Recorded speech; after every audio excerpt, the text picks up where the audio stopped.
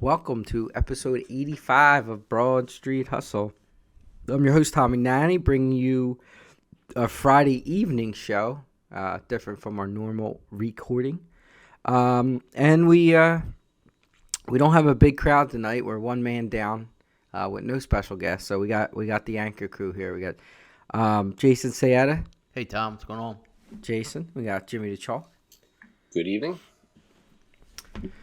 Welcome. We don't have an action-packed show today.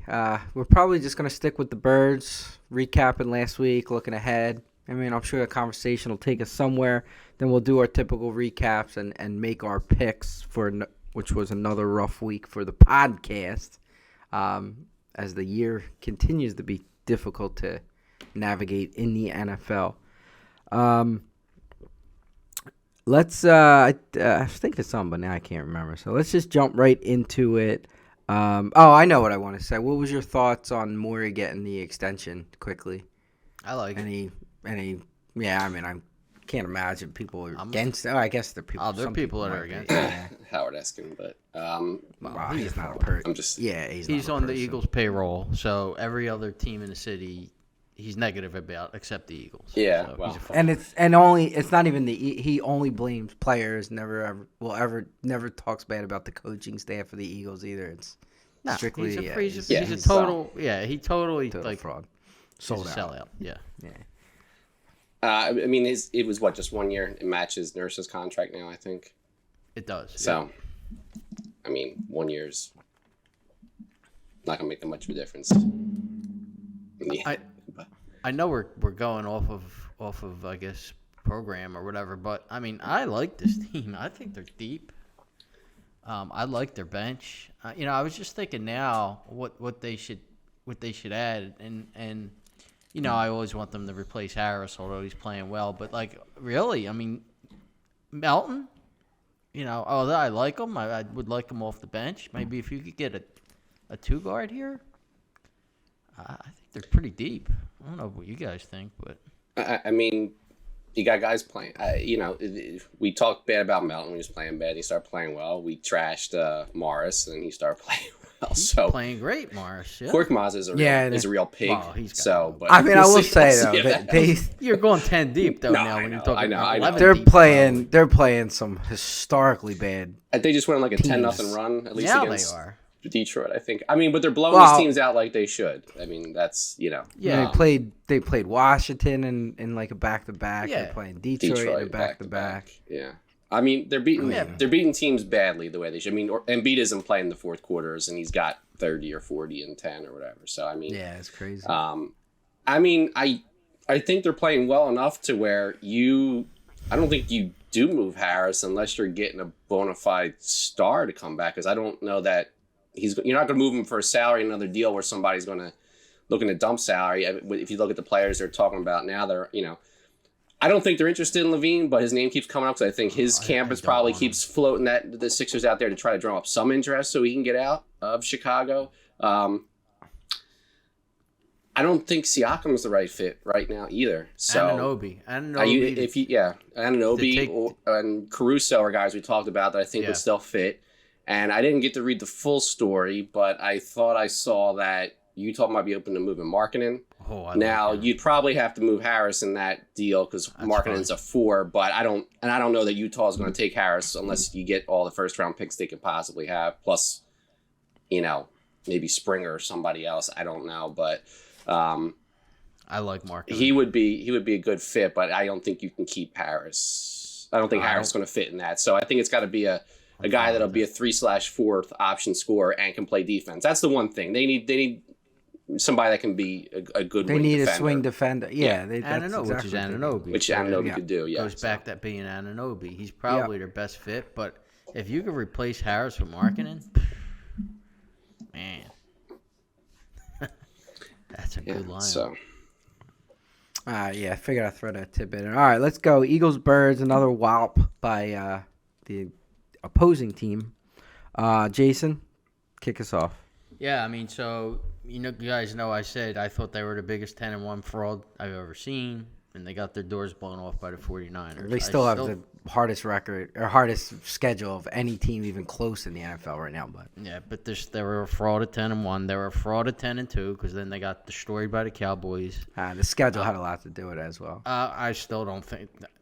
Look at their defense. Look, we're going to Defense, go over some defense is a problem, but they're also playing good and offenses their right now. offense is a problem too. They're a And they problem also all played very over. good defenses right now.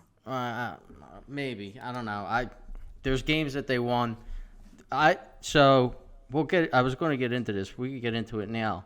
On the team ranking site, in the predictive section, there's a luck section.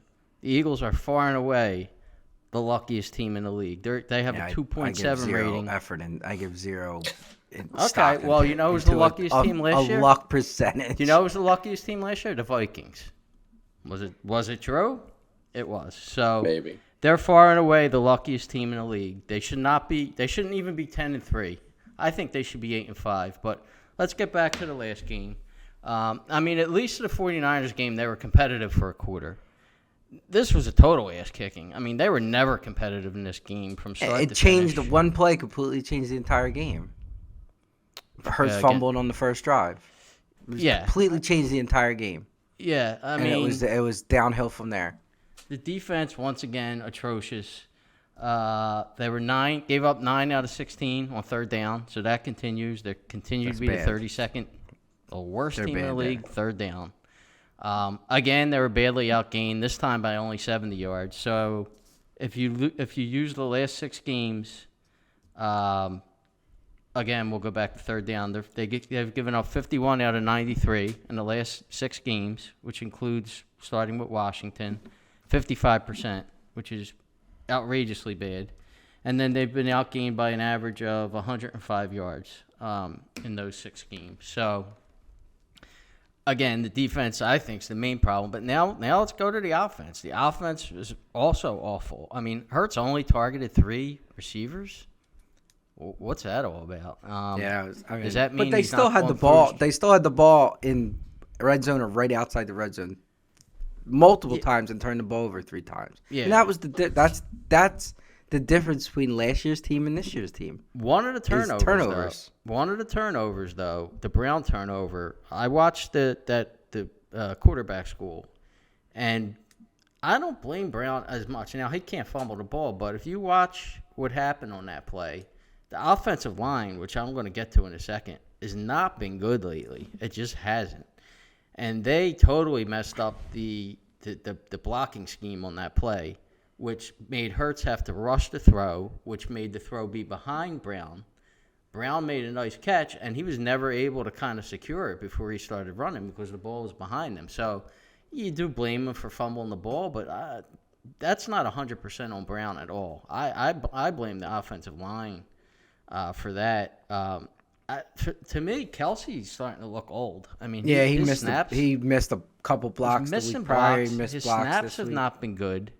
There was a play his where snaps has always been not that great. That's his one weakness, especially the last couple of years, has been his snaps. But the blocking has been. He's missing. But, he's doing that like pull crack block, and he's missing it. He did it for a big gainer in San Fran, and he missed he whiffed on. I think was it Hurts had the ball. Was running? I can't remember. I think it was Hurts running, and he whiffed on a block. That would have been a first down. And the other guy who's starting to cost him in blocking is on third down is Gainwell. He's not picking up the blitz like he should be, which I saw in that quarterback school. Hurts,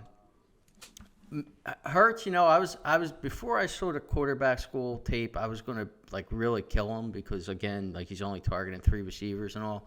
And while he didn't have a great game, this is not totally on him. I think the offensive line, Juergens has been bad. Juergens has not been good. We just went through Kelsey.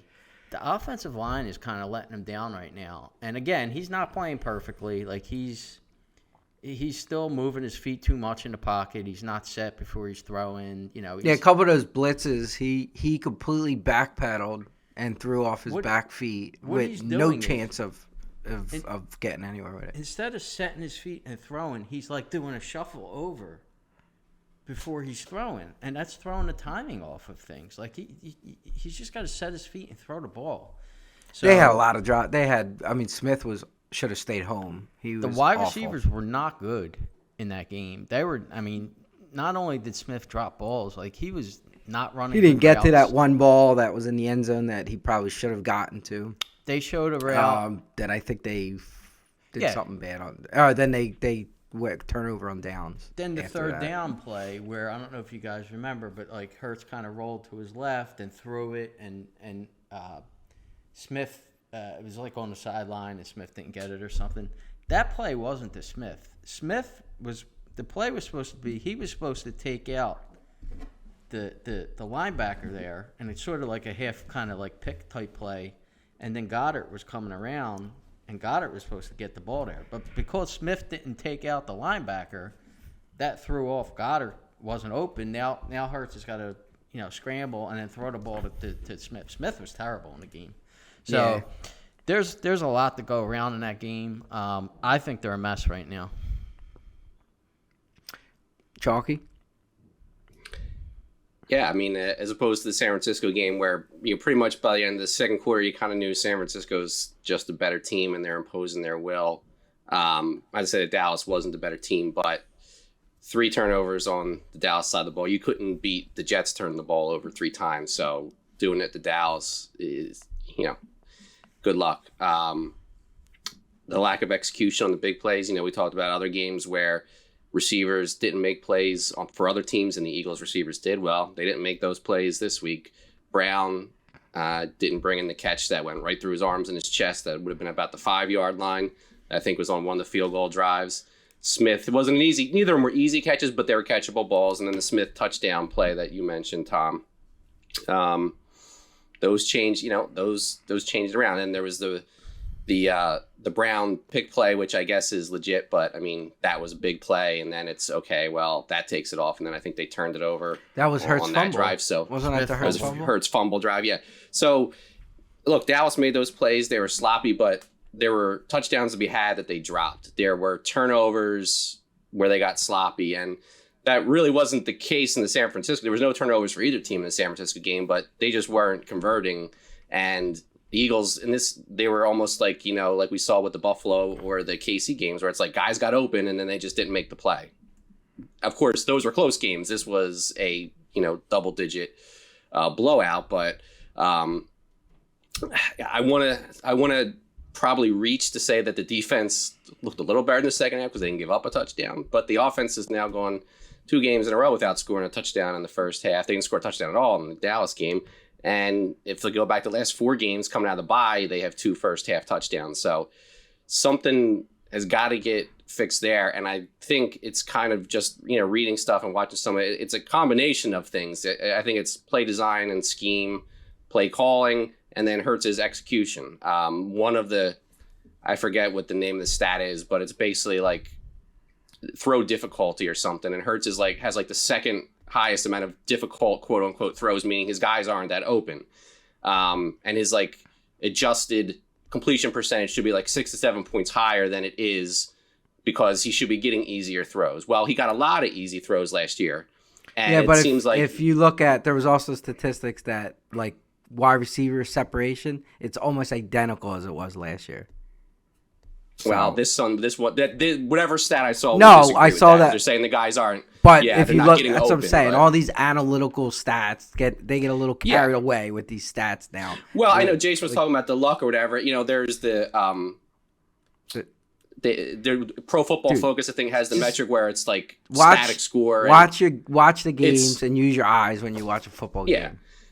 The Eagles, they're saying they should have lost these other games because the other team had more turnovers, and the Eagles had 3 turnovers, and there was no adjustment for the Eagles turning the ball over. They should have had 2 more points. So, it's you take it all with a grain of salt. But the fact of the matter is, I think they need to obviously they got to be scoring points early, and I think maybe they need to try to get some easier throws for Hurts to get the offense rolling and then keep it going.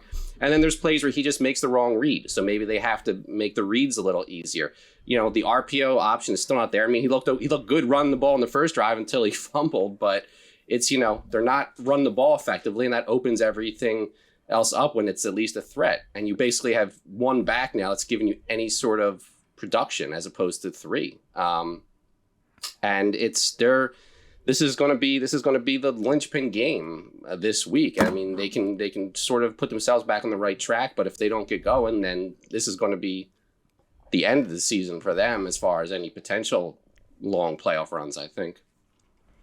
Yeah, I still think that they moved the ball on offense. They turned it over, and it's been their crutch all year. They didn't blow out Washington. They didn't blow out New England. Had a shot to win the first game because Hurts fumbled the ball when they were putting the game away. Turnovers continue to hurt them. Now they got away with them in Buffalo. They got away with it in KC because KC actually turned the ball over a little bit. Buffalo threw an interception. And they're not going to get away with it in San Fran, even though they didn't turn over. And they most certainly didn't get away with Dallas. So I think turnovers are what's stalling. Now, I mean, it's week 14, so it's hard to say that they're going to stop turning the ball over. I mean, if they haven't yet, if it's game 4, game 5, you say, all right, well, they can fix it. It's game 14, so, maybe that is what they are. And if you could play back, we're episode 85? I think in episode 2 or 3, I predicted Hurts was going to lead the league in turnovers at some point because that's what he was in college, and he proved me wrong for years, and now it's starting to come to fruition many years later. I mean, and it's hurting them right now. But I do think the schedule played a big part in it. They continued to play teams off long rest where they had short rest. They played, 5 consecutive games against teams with winning records. Nobody even came close to doing that in the NFL. I think there's stats last year and even this year, teams after they play San Fran has a horrible record because I guess not just winning records. They had 5 straight games against, take the Eagles out of the mix, maybe the best 5 teams in the league, and go back another week and they got the Dolphins there. So every good team that they could possibly play except for Baltimore, they've played at least once in the last 7 games. So they went 5-2, but it's the 2 losses and how. Yeah, so I think people are freaking out about. Yeah, of course, and it's the 2 most recent games. But so I think this game coming up is going to be the ultimate factor of. I think you just alluded to it, that if they look like that against Seattle, then I think you have reason for concern. There's no reason now you're having the extra day off. You went back to basics in practice. They're putting pads on. They're doing fumbling ball security drills. The team saying all the right things. So this is it. If you look like this again against Seattle, who does not have a good defense, they could throw it. They have an offense here and there. Geno Smith is pretty banged up, so we'll see. So I think this is going to be a big one. We might as well jump right into it. So Eagles, Seattle next week. Jason, did you want to start kick us off there? Yeah. I'll start right here. I do think the offense will get back on track against the Seattle defense because Seattle's defense is not good. I think this is going to be a shootout. So cornerback rankings. So right now, Slay is ranked 48th in cornerback rankings. Bradbury's 102nd, and Roby's 85th. So I just don't see how they're stopping the Seattle passing game with Metcalf, Lockett, and Smith and Jigba. I see much of the same happening with the defense. I don't see that getting any better. Again, I think the offense will put some points up, though, on Seattle. I think Seattle's going to win the game. I mean, if Geno Smith's playing, which it looks like he is, I think they win.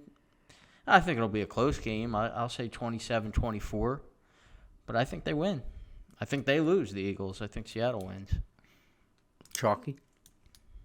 I mean, the way you stop the passing game is the way this defense is built to stop the passing game. You need to get pressure with 4 or 5 pass rushers. The problem is they're not. I mean, everybody. They're not. Does right. that mean? That's the only way they can win. It's not going to be on Slay and Bradbury and these guys to make plays all day because they're not going to be able to, and they didn't build the defense that way. So if they would have had 4 stud cornerbacks, you could let them run around and do whatever. But it's everything is pretty much predicated on the line getting home. So if they can't do that, they're going to be throwing all day, and they can't stop the run right now either. So I mean, you're just all kinds of messed up.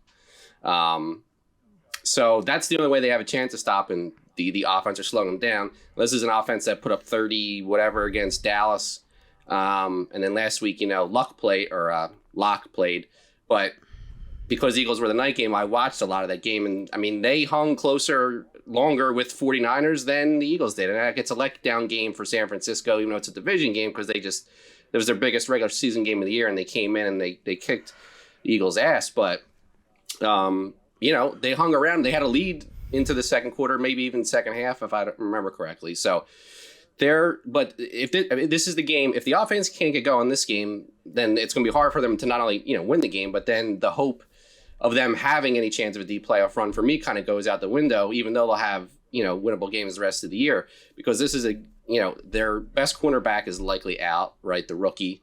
That's a big loss.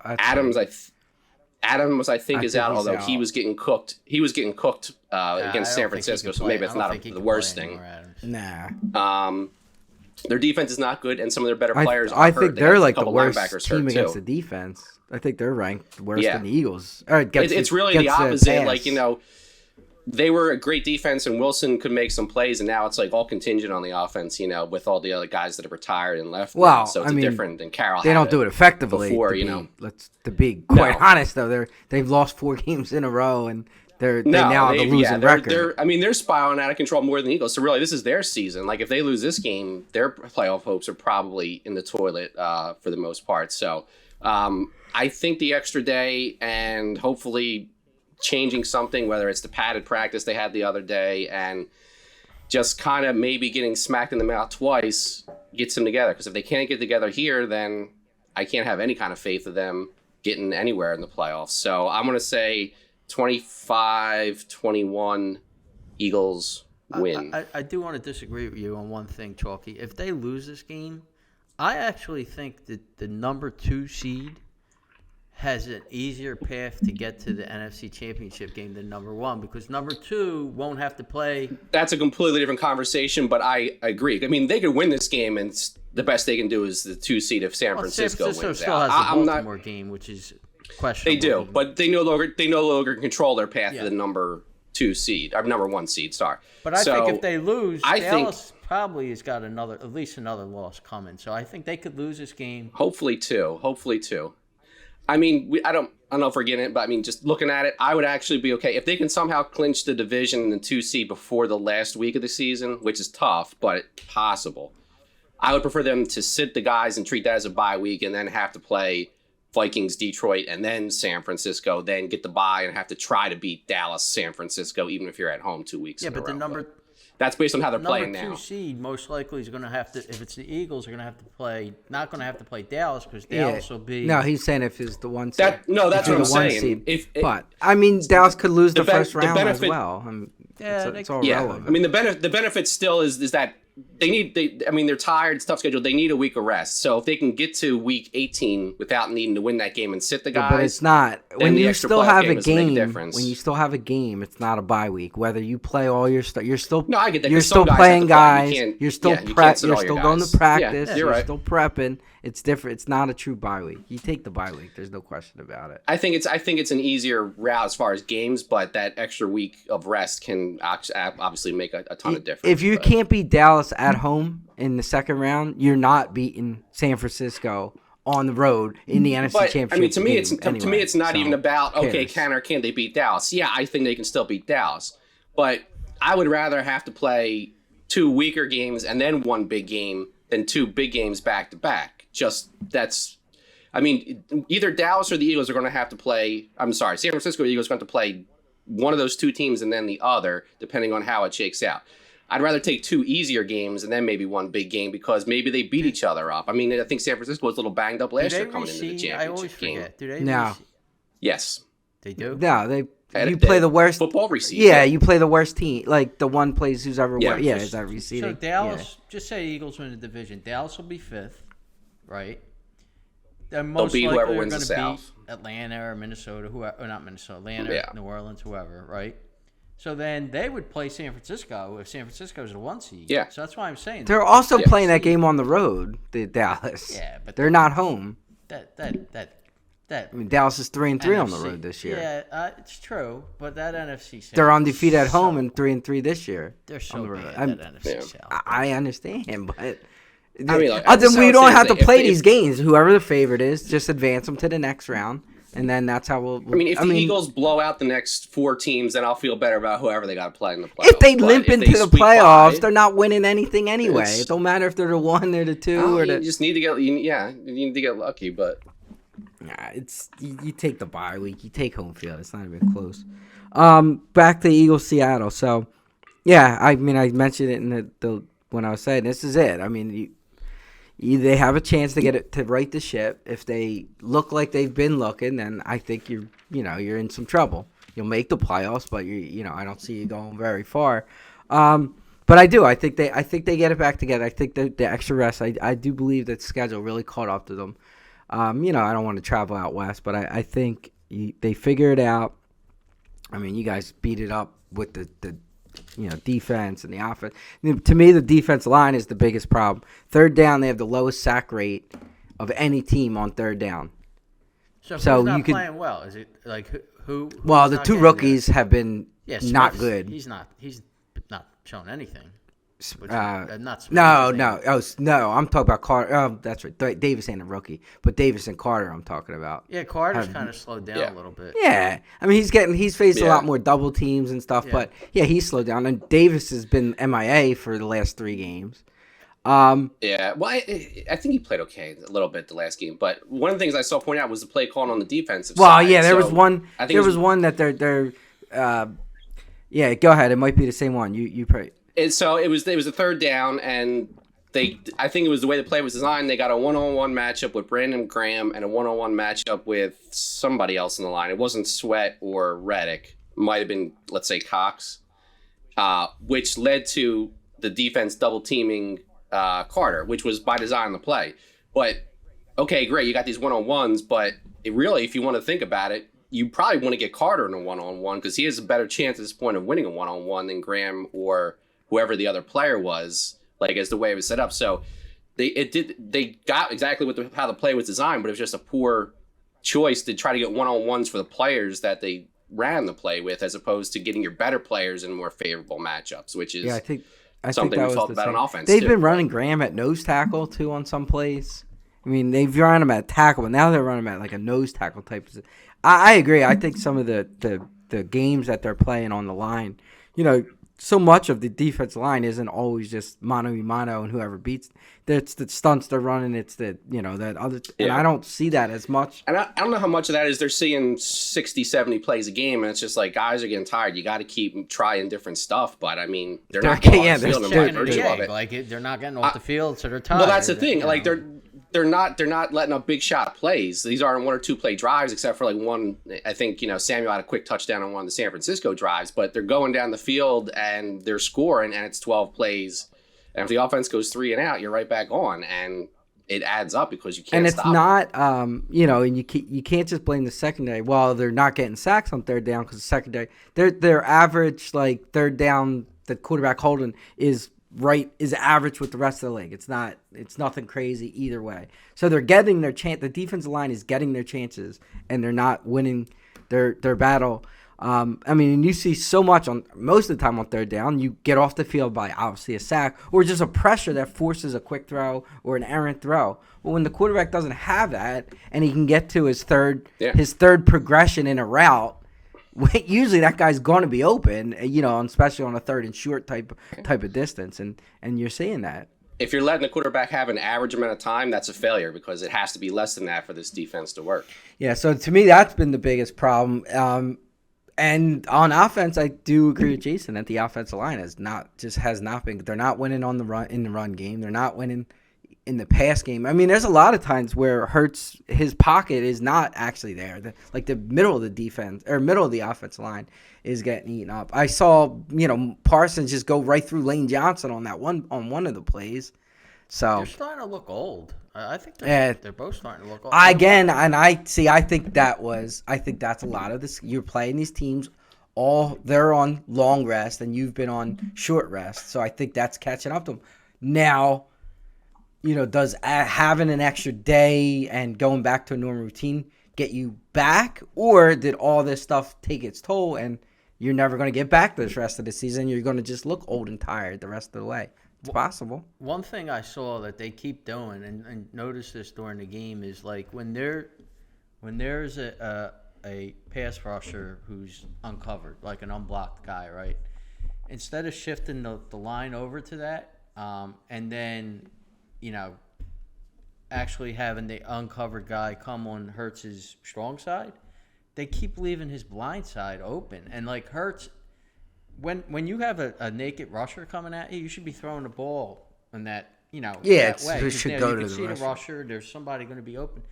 They're just not like he's constantly being like getting hit on a blind side. It's just their offensive line has just been bad. Like the scheming's bad.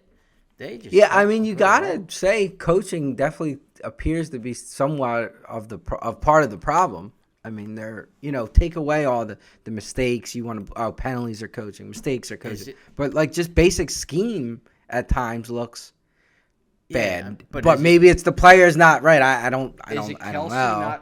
Not making the call there, or is it Hurts not audible and out of it and saying, "Hey, we got to adjust our blocking scheme here because we got this guy coming at me on my blind side."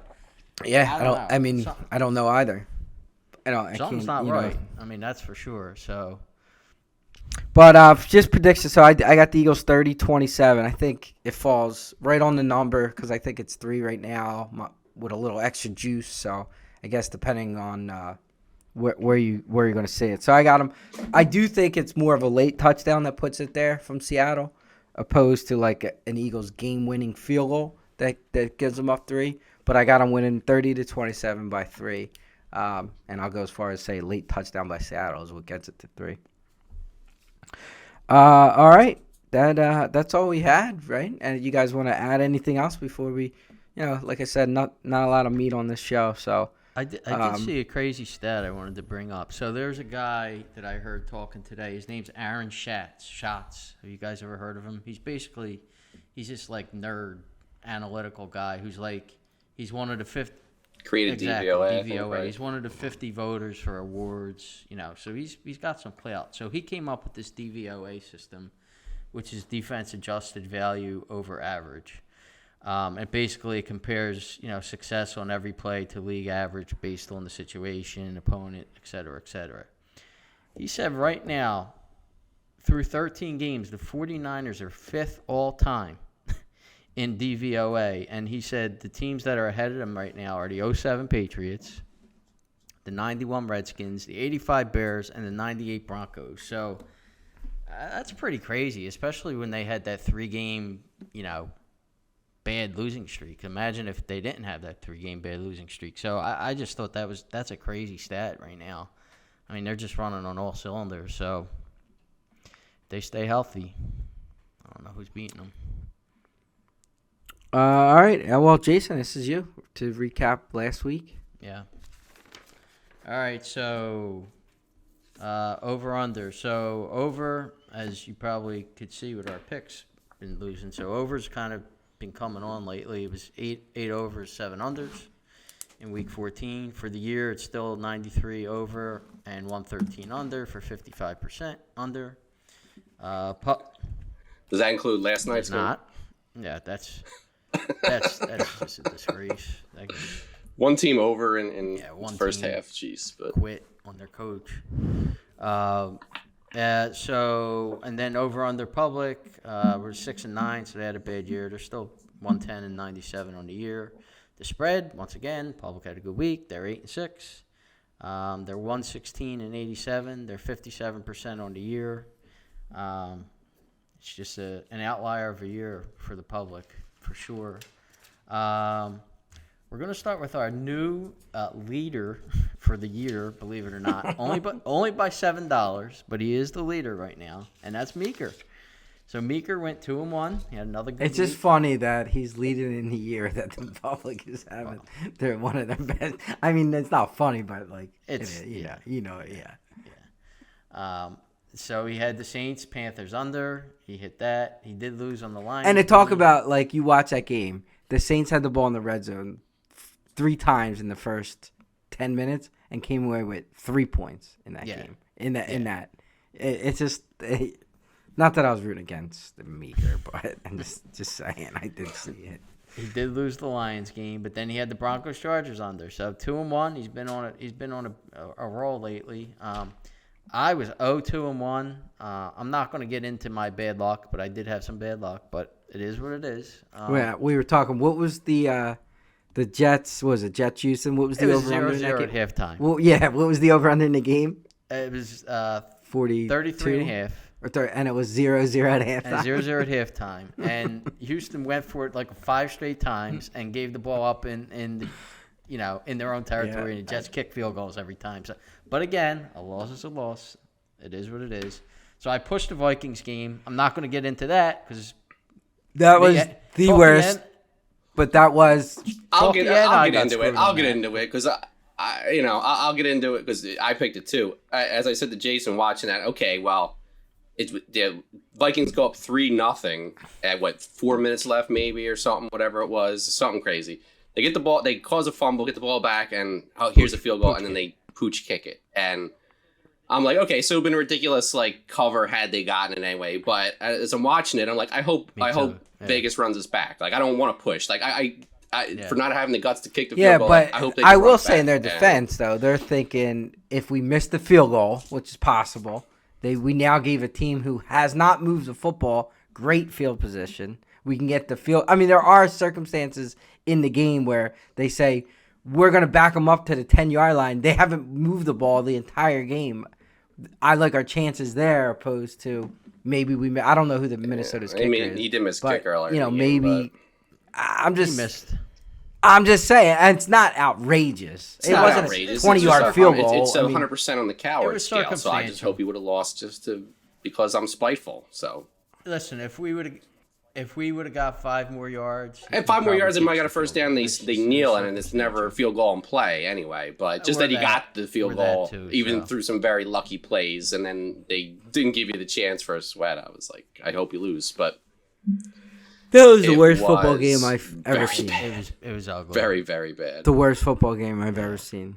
All right, so that was a push. I mean, I've said that almost every week. It's absolutely that true. One game was the worst football game every week. Yet, every week, there's a new game. You actually had 2 0-0 halftime games, which I think hadn't happened in 20 good years weather, too, right? It was in regular, one was in the dome, I think. And and the other is in. It's just terrible. So Rams-Ravens under. I mean, that was not a good call there. And that was a weather game that, it's the weather tough. didn't on TV. It didn't play as there was bad weather. No, this storm rushed through, and it was supposed to be happening during the game, and it passed before the game started. So that was just a bad pick by me based on weather. And then we just went through the Texans Jets under, which was bad.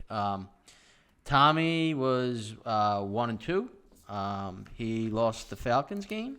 Yeah, I get the miraculous 2-point conversion, and then they let Baker Mayfield walk right down the field. Yeah, they're a bad team, the Falcons. He did win the Giants game. I liked that game. As we got closer, I was wishing I picked that game too. And then the Chargers. I mean, disgrace. You saw what happened to their coach today. So, and then Chalky was 1-1. He won the Bills-Chiefs under. He pushed, like we just spoke about with the Vikings, and then he lost the Lions game also. Can't forget Walt. Walt went 2-1, so Walt's 5-1 on the year. Another public handicapper. But Walt won with the Rams, plus 7.5. He won with the Broncos, plus 2.5, but then he lost with the Falcons. So we will get to our records. I'll start with best bets. So I'm 7-6 since I pushed with mine. Still 54%. Lifetime, I'm 19-11 still, 63%.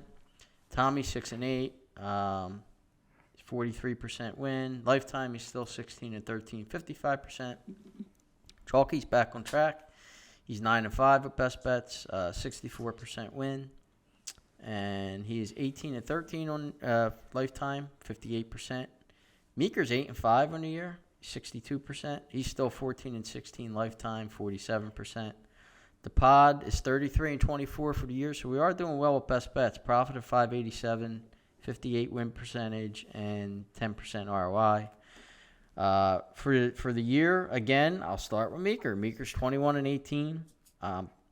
profit of $104, 54% win, 3% ROI. I'm 22-19, $97 profit, so I'm 7 behind Meeker. 54% win percentage, 2% ROI. Chalky is 20-21, loss of $243, 49% win percentage, minus 6% ROI. Tommy's 19-23, loss of $475, 45% win, minus 11% ROI. For the year, the pod is 88-82, minus $70, 52% win percentage, minus 0.4% ROI, so we're pretty much even. And all time, we'll finish with that. I am 55-38, profit of $1,189, 59% win percentage, 13% ROI. Tommy's 47-41, profit of $390, 53% win percentage, 4% ROI. Meeker's 44-46, loss of $615, 49% win percentage, minus 7% ROI. Chalky 44-50, minus $954, 47% win percentage, minus 10% ROI.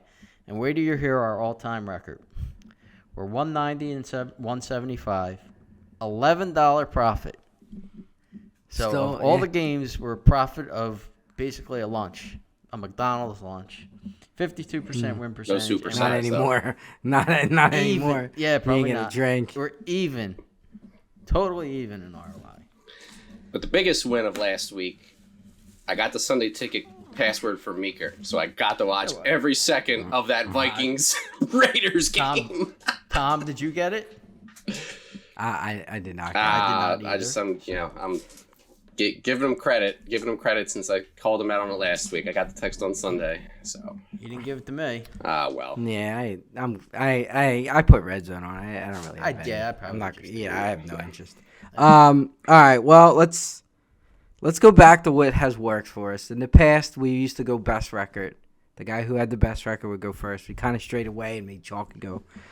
So we're going to go best record by win percentage. Would be Meeker, but obviously he's not here, so it wouldn't be fair to just tile his picks. So when I look at my thing, the next best record is Chalky at 1-1-1. So Chalky, do the honors. All right, so best bet this week is going to be under in the Commanders-Rams game. That is currently 50.5, minus 110. Jesus. Second pick is going to be under in one of the games tomorrow. That is under in the Steelers-Colts game. And that is going to be, I got to scroll up, 42.5, minus 112. By the way, between last night and these first two games tomorrow, there's a lot of great national television matchups with these quarterbacks. Like, you got third and fourth stringers. It's not very many good teams. It's almost impossible to have good games. Yeah, and then when you're watching the backups to the backups, it just makes it that much worse. It's bad. So I'm like 5 or 6 weeks in a row losing, trying to make a pick on the Lions game one way or another. So I really want to take Denver on the money line, but I'm going to stay away from that. I will take an underdog money line. I'll take Cowboys plus 110 against Buffalo to win outright. Now, is that a reverse jinx pick? Because No, if the Cowboys win, no, they're hot, and this would be the game you think they might lose because they've played a bunch, But if they're as good as they look, they have looked, they should be able to win this game. So I think for them, it's a road game and it's a prove it game. Again, and if they win this, then I think people really do take them legitimate for a contender, or at least right below San Francisco. Okay. All right. Well, next, if we go over best record, would be me. Well, I guess it's Meeker. Let's just go with Meeker since even though I know picks? just do Meeker's picks. I know he's not here, and I said it, but let's just do that. So we have a great minds think alike pick. We have the Steelers Colts under 42.5, Oh Lord, minus 112. I gotta start asking please ahead of time if he's not here. They When he wins, the he fans won are everything last week except for the pick we had together. Yeah, but Right. he's due to regress to the mean. Of Yeah, that's not a public pick either right now. So Okay. So he's got Lions Broncos under 48 minus 112. Keep me honest with these. I thought about that because that's not a public Great minds. pick either. Nice. It's 48 minus 112. Okay, and then he's got the Bucks plus 3.5, minus 118? 3.5, 118. 118, yeah. That's what I saw that. Okay. All right, and I'll do mine. So I turn to tomorrow with 2 picks. So my best bet is actually going to be Detroit minus 4.5. Uh-oh.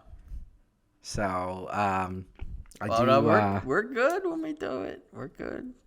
You got Detroit. We're like 12-2, I think, when we have the same. So again, that's Detroit's back in the dome, coming off a bad loss to think they're gonna blow the them out. Vikings. Yeah. Yeah, so do I. Broncos they're the hot team, blah blah blah. So That might be a Twitter pick. So Detroit minus, that's my best bet. Very public pick. It's like Yeah, 62%, and Vegas Insider is also very faulty. I think that's so banged up a little lately. Yeah, let's stop with the public stuff from Vegas. I'm gonna stop looking at it at this point and just go with who's going to be the public and not going to be the public. Minnesota money line plus 142. That's another Minnesota scored 3 points. They're terrible. And Cincinnati's terrible. Oh, by the way, They held the Raiders juggernaut to a shutout, so their defense will keep them in the game at the very before I least. forget, I'm going to have a prop in that game for our weekly prop bets. So if we could get our prop bets together, I think I'm supposed to put it in this week. For Saturday? Okay. Yeah, I have a prop in that game. So. And then, so that was plus 142 last I looked. I'm assuming it still is. Yep. On the money line. And my last one, I'm going to do it. I swear to God, it's the last time. I'm going to take the Saints minus 5.5. Minus 5.5, minus 110. That's strictly, against Tommy Cutlets. Like, everybody and their mother now. Giants. That game should be more than 5. I mean, the Saints are not a good team either. But that should be more than a 5.5 point line Is Carr in New out? Orleans. No, he's playing. His car is playing. All right. He's playing. I don't. Probably. I know you don't bet good. players. I'm just Winston's It would probably probably better be- than Carr anyway. I was gonna say it'd probably be good if he was out. I mean, Yeah. but so I'm gonna do it one last. I swear to God, it's my last. If they don't cover, I'm never. You can't let me pick the Saints. I'm gonna go Saints minus 5.5. Jason. All right, so best bet. So, like I mentioned when Tommy made it, my best bet's the Lions minus 4.5, minus 112. Like we said, I think Denver's had. Actually, I have Denver's luck stats here. I think Denver's 6th luckiest team. I mean, you could tell they're getting these fumble recoveries and stuff that, it's just the ball's bouncing their way right now. They're bad against the rush. I think the Lions are going to run the ball. Lions are back in their, They're in the dome. Control They're in of the dome. climate. It's- Golf's way better in that climate. I think the Lions win comfortably. My second bet is going to be opposite of chalky. I'm taking the Bills money line minus. I'm going to go money line though minus 130. I just think Dallas is not good on the road. Like they're The only thing I'll say with that is you don't think, and I don't. I was on the fence both ways, but that line only being 2, you didn't find that to be should have been 3 type of deal. It's probably Vegas is probably calling it an even game, and I think it's an even game, and they're giving the Bills a 1.5 2 at home. or 2 Yeah. at home. You know what I mean? Yeah. So it's an even game. I just think Dallas is coming off the big Eagles win. Oh no, I 100% agree. I just thought the line Going was on the road. when I thought about it, I thought it was going to be a 3-point I think line. Vegas is kind of like you and saying, I don't know what to do with this Yeah. game. It's an even game. So I mean, Buffalo's been so up and down all year, so I mean, even that win against KC, it's not like that was like a dominant. There was a lot of Buffalo's problems. backs against the wall. Dallas could lose this game. It doesn't. I mean, I think they're going to not win in the division anyway. So I think Buffalo needs the game. I don't know. I just think Buffalo is going to win this game. I'm not comfortable giving any points, so I'm going to just go money line minus 130. I think it is. And then my third game is going to be, I don't know if you guys have looked at the weather for the Falcons-Panthers game. It's literally going to be like a nor'easter down there. Oh, well, I don't know the what East they call Coast is it, a getting nor'easter slammed down again there. on Sunday. There's going to be 10 like straight Sunday. It's going to be 6 inches of rain or whatever. like 2 It's inches ridiculous. of rain, heavy wind.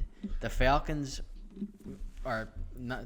They're a dome team. They're going to have to play on the road. The Carolina can't score on anybody. It's under 33.5. I think minus 110, Chalky. Yep. Right.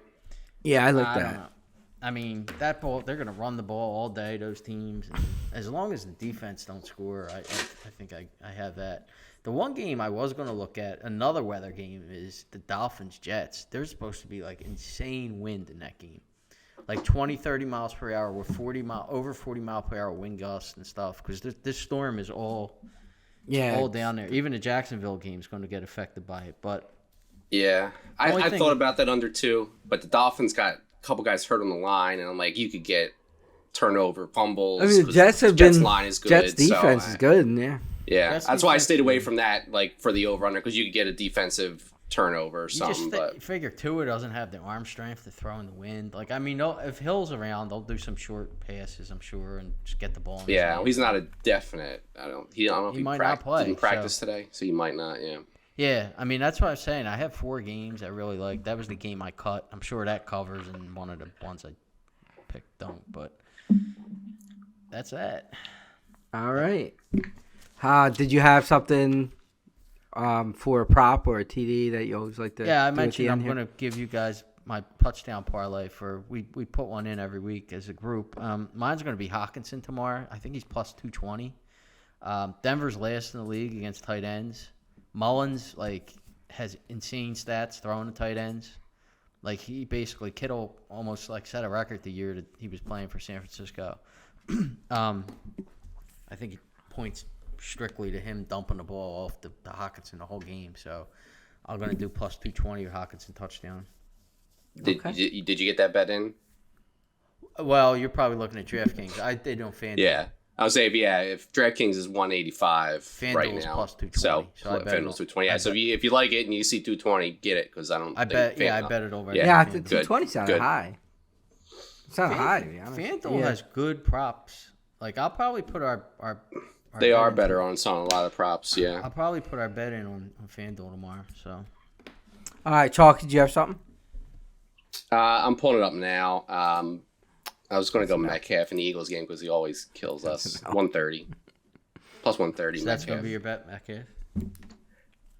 I might play something. I mean, if you're going to play a Saturday player, I might need to find a Saturday player for our parlay. no, but I'm we gonna don't have publicly to. put out. Well, no, you can still do Sunday. It's Yeah, just we needs to just do start one on No, I know, Saturday. but now I feel like I need to know Saturday whether I'm on the hook or not. So I'll have to think about it. No, give us your best bet for it. It doesn't matter. Well, best bet, I'll say Metcalf. No, the Eagles don't play on Saturdays. It's tough. Well, they don't play on Sunday either. So Yeah, so I don't know if that'll screw up our bet or not. You can probably do the whole. Well, yeah, it might be like Sunday. Yeah, whatever. that's true, Chalky. Well, if we hit this, we'll parlay. We got. I guess we got. I think it's 2 weeks in a row we didn't have a single guy score on those. So we got to go to ESPN. No, bet, I bet, think the bet week the before reverse. we got 3 out of 4, didn't we? no, it was I the don't week think we did. before. That was a week. The week before that we did. Yeah, but It's been big. yeah, Metcalf 130, We had 2 guys in a game where Dallas scored 30-some points. and neither of our guys scored. Listen, my still my didn't guy get got on. tackled on the 2-inch line. Yeah, I know. And the other guy, Gallup, scored. The other second receiver. Yeah, and Remember you said Chalky- the Yeah. second. I think a ball went through his hands in the end zone, right, Ferguson? If I remember correctly. I stopped paying attention kind of at some point. So I don't remember it, but it absolutely could have happened. Oh man, yeah, I don't remember. All right. Episode 85, under an hour. It might have been our first one in a while, under an hour. Episode 85, Broad Street Hustle. Have a great night. See ya.